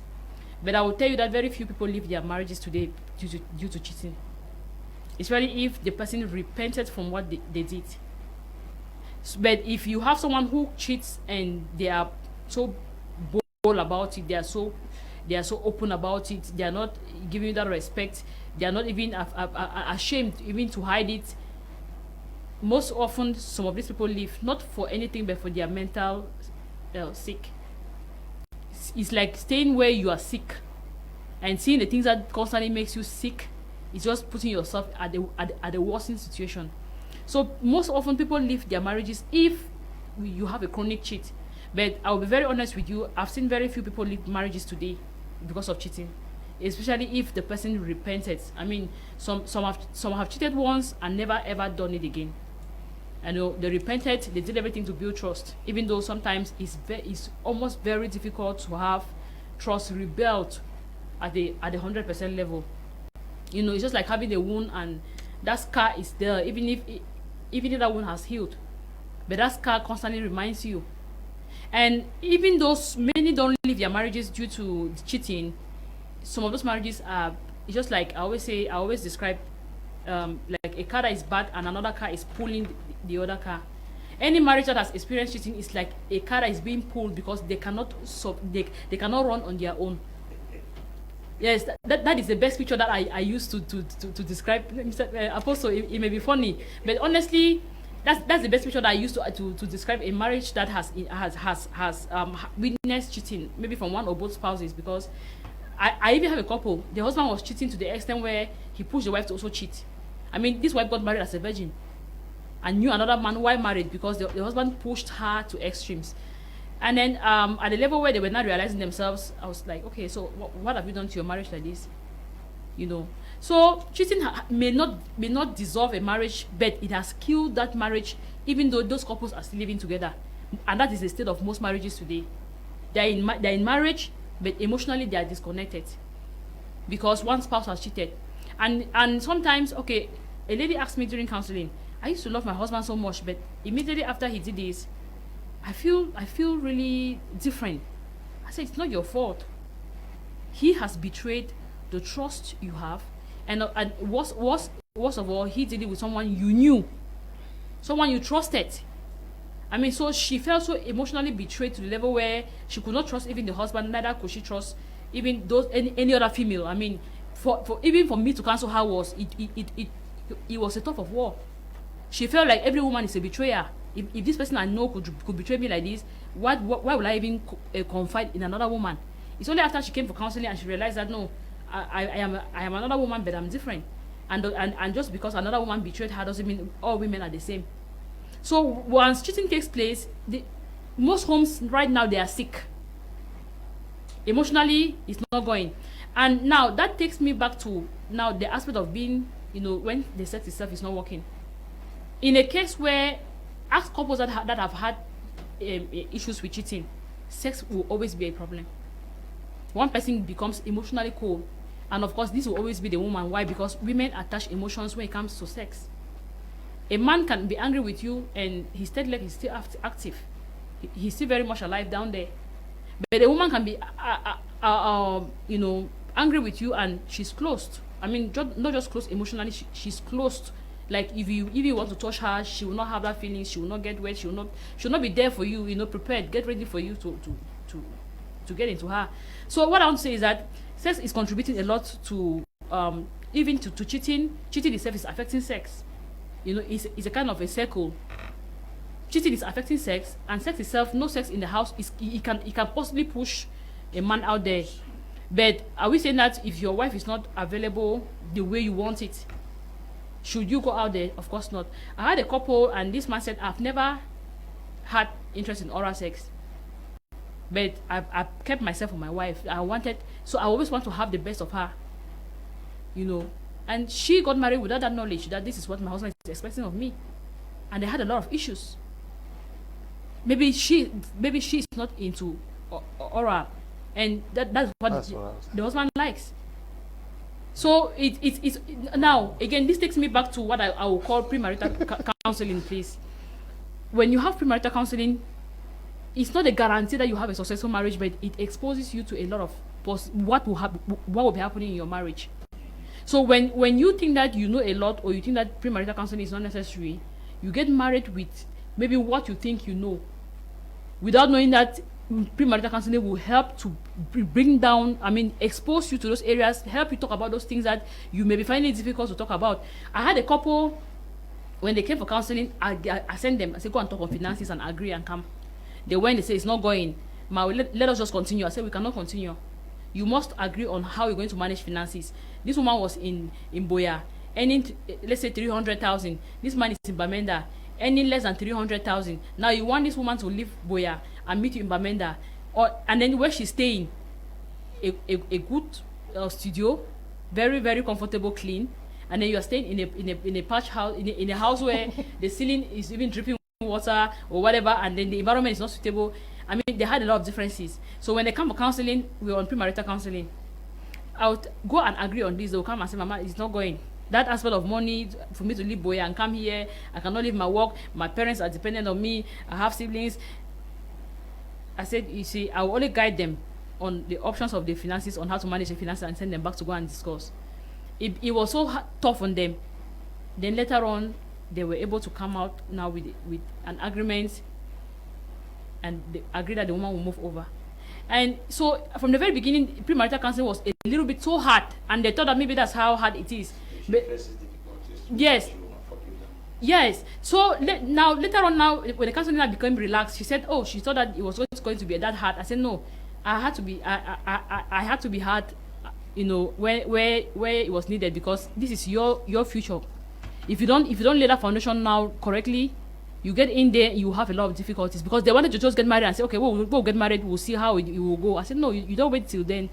You address some of those things right now, and that's why premarital counseling is helping you." So I want to tell everybody who is watching, if you have not done premarital counseling and you want to get married, please, you are doing that at your own risk. Again, I'm not saying that premarital counseling guarantees a successful marriage. Apostle already said it here. It is what you choose to take out of counseling and implement that works for you. In counseling, we'll only guide you, but you now have to go and implement it. So if you don't get premarital counseling, you are putting yourself at risk, because you will now get into marriage and then try to understand things that you'll have known at least before even getting into marriage. Thank you, Mr. Sanji. Full Peter, I vote for Manchok Credit Union. Good evening, Mr. Leo Stella. I vote for Nicole. Good evening to all of you in the studio. My best credit union is Shishong Cooperative Credit Union. Clovis and Kimze, writing from our subdivision. Table Frederick from Kumba says Guzang Credit Union is the best. Good evening, sir. I'm Florence from Kumba. I vote for Ntarikon Cooperative Credit Union. Good evening, Mr. Leo. Ayembe Credit Union is the best credit union. Tawa Diodone, writing from Santa. I vote for Azeri Cooperative Credit Union. They're the best in Cameroon. Tambeng Cooperative Credit Union is the best. Okay. This one says Bamumbu Credit Union is the best. Good evening, Mr. Leo. The best credit union is BBH Credit Union. Claudia is writing from Bomenda. Ntarikon Credit Union is the best credit union in Cameroon. Good evening. Ayembe Credit Union is the best. Chinanga Caroline, writing from Santa. This one says, in my opinion, there is a lot of divorce today because we know our rights too much. Westernization in the name of civilization. Okay. This one says, good evening. I'm Alphonse Paniere from Pinja, enjoying your program. I vote for Bafanji Cooperative Credit Union. This good evening, Mr. Leo, wonderful panelists, especially. Okay. I vote for. Okay. I do not have. There's so many that are some are even difficult to pronounce. Yeah. Now, how do we curb this wave of divorce rates? First thing is that marriage is a beautiful thing. Mm-hmm. I mean, if somebody comes out of a beautiful evening with the husband or with the wife, when you see them the next morning at work, they have a beautiful output. When you look at the children that come from a good marriage, they are so balanced, they have joy, the sickness level is very low. Two positive, beautiful energies that cohabit, build a very beautiful environment. The environment is blessed. That community celebrates that couple. They bring love to others in their workplace. It is something very positive, because it multiplies itself naturally, like growing on a rich soil and producing more fruits and spreading your species. So marriage is not just a human dimension thing, because we live before, we live in the present, we live in the future. We are so concerned about what's happening in the present. It limits our appreciation of such a wonderful institution. And as a matter of fact, it's one of the systems that guarantees that the human species will continue to exist. Maybe we are not understanding that we are living in a world where there is transgender things that are coming up and people are asking people of the same sex to marry, and laws are coming to protect that. You must know that the mental processes, which is just like one part of the human existence, may be getting distorted. But I say every time you put 1 on 7, it's a bad mark, a very bad mark. You must be able to look at how everything we process, we assess, response at least at 5 levels. Then you can start on 5, knowing that with time you work the 2 remaining to be a balanced person at working, at doing a lot of good to our societies. Most of the time when you find great things happening from people, and when you find great results that are blessing the world, they are coming also from people who are in good relationships. Let me put it that way. And those good relationships, most of them end up in marriage when it's between the opposite sexes. And from those marriages, strong communities and generations are built. The next thing I want to say is that there are a lot of personality disorders that you cannot see when you watch somebody at one level.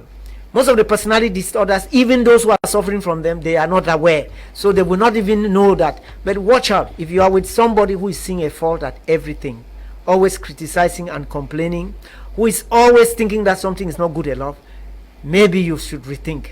If you are with somebody who is always seeking for attention, wanting to be noticed, wanting to be given special attention, wanting to be given all the care, wants to be honored, is this how I should be treated? If somebody is so focused on themselves, you better rethink.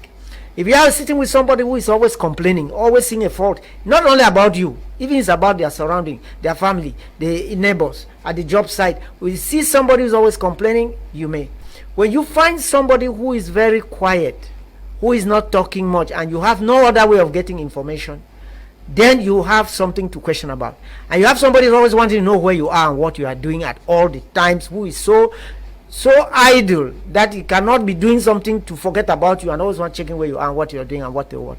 I think you have a problem. These are indicators that there is an underlying personality disorder. And if you now try to investigate these issues and people are not cooperative in discussing it, then you are in danger. It is very also much important that when you come from a loving family, discuss your relationship with your parents.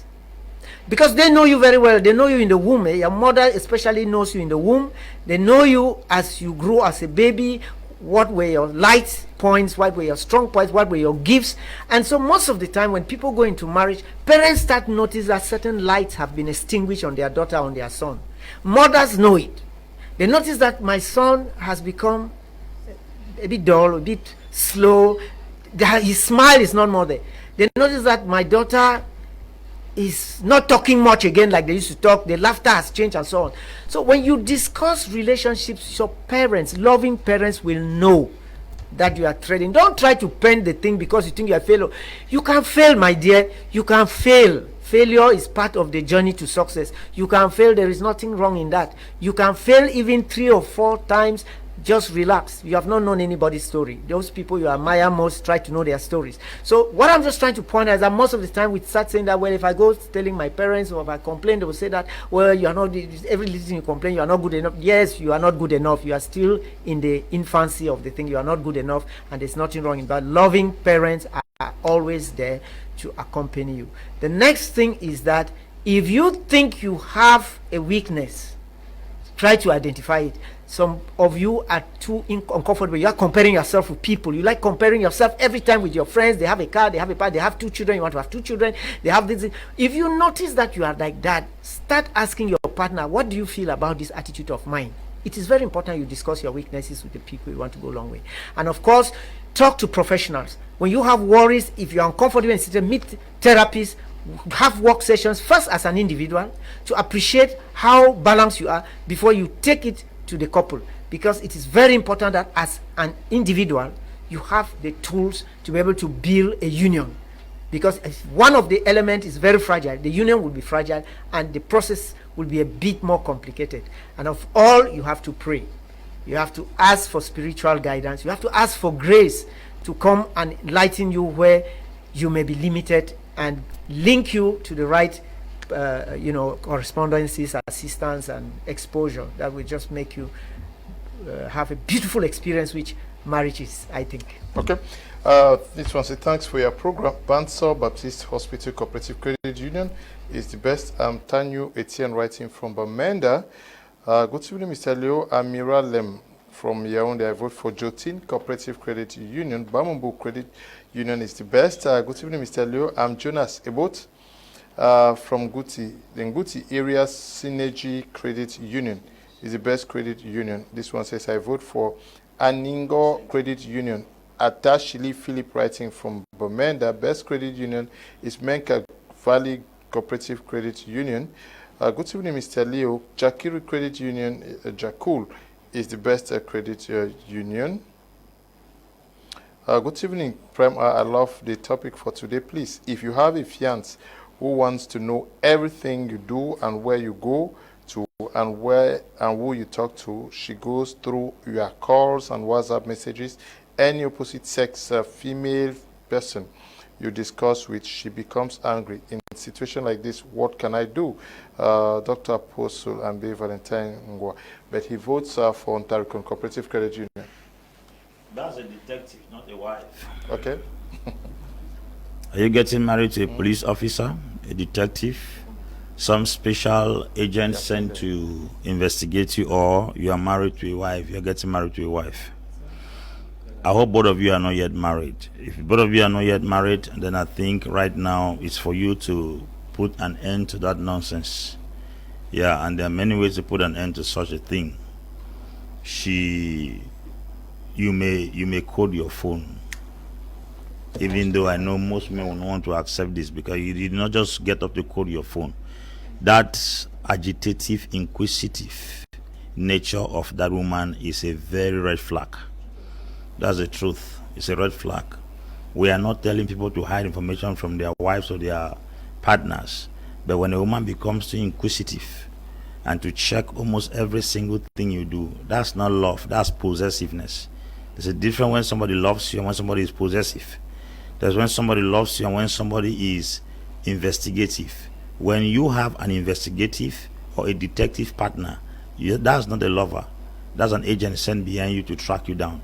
But if you have a lover, they will ask where you are momentarily. They will not make that a habit. They will not dig to every single information you do, every call you make, everything you write. That's being possessive. And such women can do anything, anytime to harm you.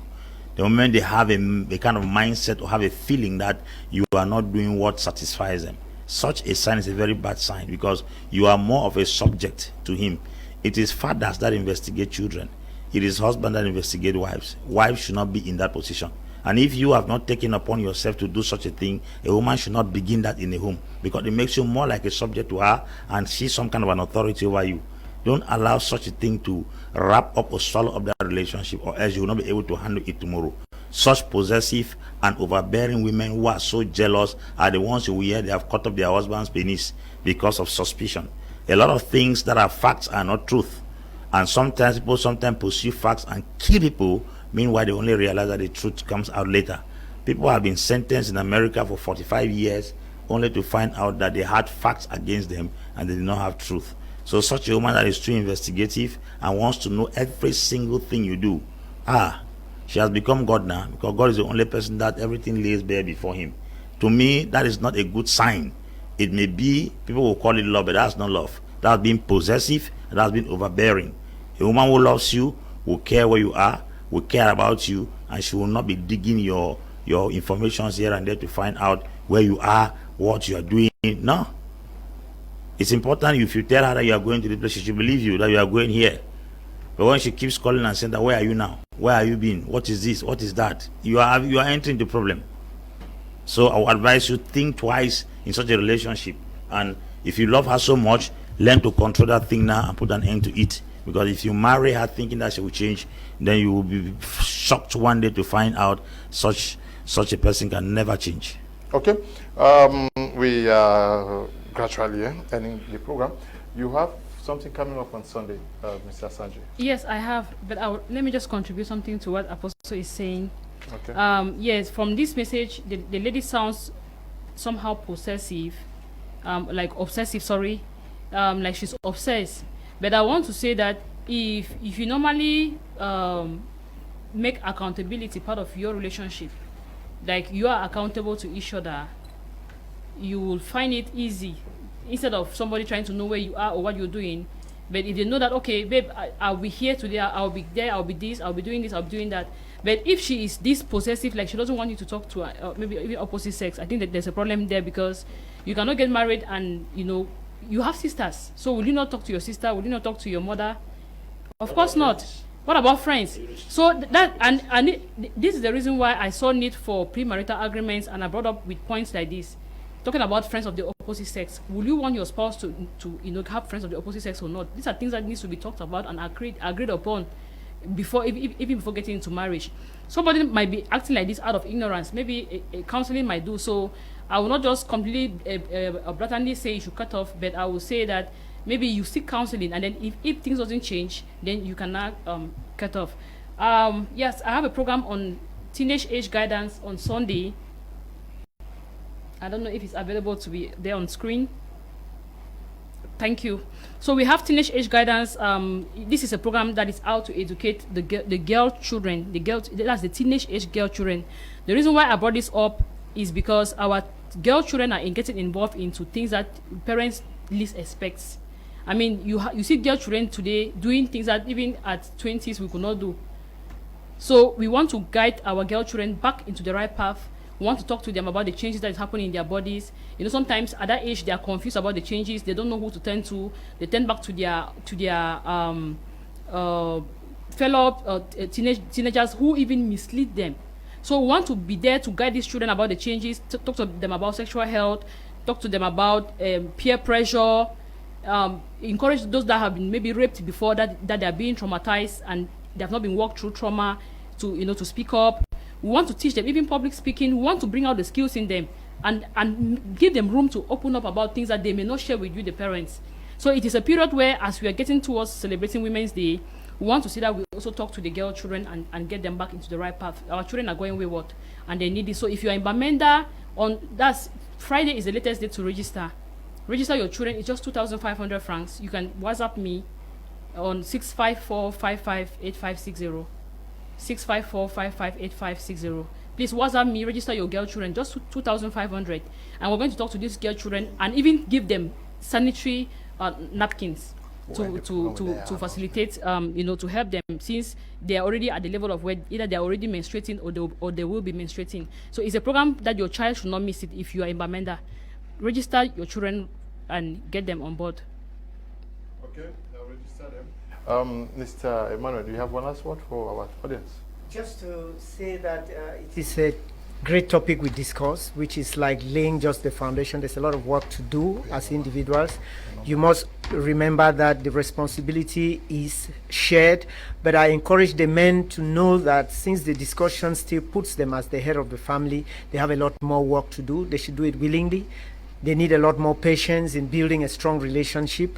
And of all, they need to educate themselves on the advancements that are taking place in the psychology and the reality of the lives of the women. We are both exposed more than in the past. The men are more exposed to the public. We have more and more women who come up to men and tell them, I love you, I'd like to spend the rest of my life with you. And initially that was not the case. The men have to adjust to that, because if you are in a good relationship and a stable relationship, it means that you have to resist this. We have more and more men who walk up to women even when they are married and think that they deserve to have them, and women have to be loved. These changes in our environment does not have any play on a strong relationship. What I'm trying to say is that these type of things affect bad relationships, weak relationships, or relationships that have been built on lies and fakeness. If you are building a strong relationship and you are doing the investment that is necessary and also looking up to grace, you would certainly. And if you have failed in a relationship, you just had some experience that will help you move further, working on the weaknesses and being trustful that you have the abilities to be able to be happy. And the good news about all of this is that great children come out of this great relationship. And the number of people suffering from mental health, which is a challenging statistic today, will be lesser and lesser. And this is good news. Okay. And this is good news. We are going to continue with the trend of the voting for the best credit union, according to our viewers on My Media Prime TV, Prime R to be precise. By the end of the week, we're going to be announcing the credit union with the highest votes. Yes, Vanilla, once again, is here to update us with some of the votes. Good evening to you, Mr. Leo. Good evening to all the panelists on set, 10 years of My Media Prime Television. Good evening to you. As you all know, whenever I am here, is to talk about the votes of your best credit union in Cameroon. Keep on sending those votes. Since morning, the votes have really been massive, and we have a handful of other new credit unions that have been coming in. I really applaud you all. So a shout out to Community Credit Company, Tambeng, we have the Menka area, Tancon Cooperative, we have the BBH, a lot more of them that have been coming in since morning. I really applaud you for your efforts, and I will really urge you to keep on sending in the votes such that, who knows, and I asked yesterday who is going to be the winner. We might not know, but since day one, yesterday was day 2 and today day 3, the position still remain the same, with Menka Green Valley still being the first position, which has left from 80% and is now at 90%. That tells us something, that we really have to continue sending in the votes. If we want to be the winner, then we have to really take the votes higher. With the second, Aziri still maintains the same position, which has moved from 56% to 60%, Bafut from 40 to 45%, Aluku still maintains its 25%, and Tarinkun still at 20%. So continue sending in the votes. We'll be here tomorrow same time to bring to you the trends of the votes that have been coming in. So do not relent on your efforts. Keep on sending. Who knows, you might be the lucky winner. We want to thank you, Vaniela, for the updates, but we are ending the show with an announcement. I'll ask Eli to remove what is on the screen, remove the numbers and the title, because Dr. Apostle Ambe Valentine Gwa told me, hinted that he has an announcement to give out to Cameroonians this evening. Dr. Apostle Ambe, we are listening. Yes, Mr. Leo, this call has been a very long call. Cameroonians have been clamoring and calling me privately in other moments to present my candidacy for the presidential elections, and I think I'm convinced right now that the time has come for me to go in for the presidential election. So I'm officially declaring my candidacy. Work has been done under the ground for the past 2 to 3 years, and now it's time for us to go public. Okay, so Apostle Ambe Valentine Gwa is going to run for presidency for the October 2025 presidential election. So he is one of the candidates. Jot that today, and if you have not registered, you better go register so that you can vote for Dr. Apostle Ambe Valentine Gwa. We want to thank him for coming. Thank you, Mrs. Asanji, for coming, and also to you, Mr. Emmanuel. Thank you to you, Eli and Desmond, for production, and to all of you for watching. Stay blessed. Bye-bye.